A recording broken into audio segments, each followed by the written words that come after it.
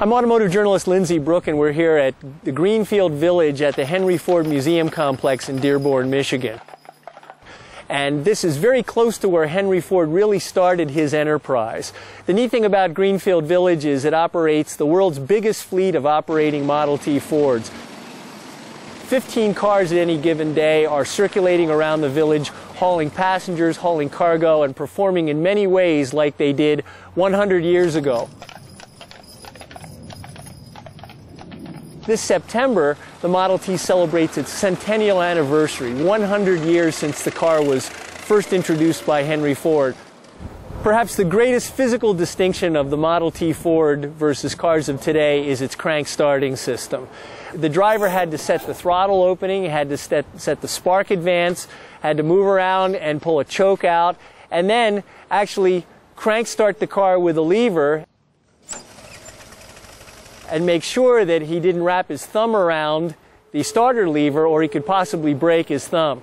In today's cars, you get in the car, sometimes you just push a button to start the car and it starts. It starts in any weather. It was very different back in the Model T's day.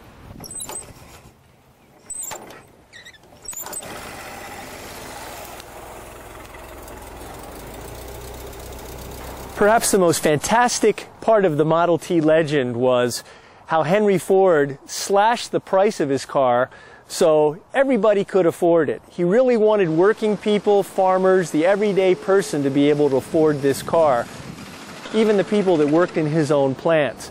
And so from late 1908, when the car was introduced, it cost about $850. By the early 1920s, the price had been slashed almost 70% to $260. What a value. This is why, during that period, virtually half of the cars on the road worldwide were Model T Fords.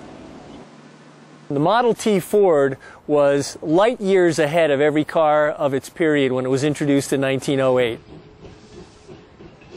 And during its 19-year production run, it really revolutionized the way automobiles were designed, built, and sold to the customer as well. It was really the car that put the world on wheels, bringing people from rural areas finally into metropolitan areas and making mass transportation on a personal level available to everybody.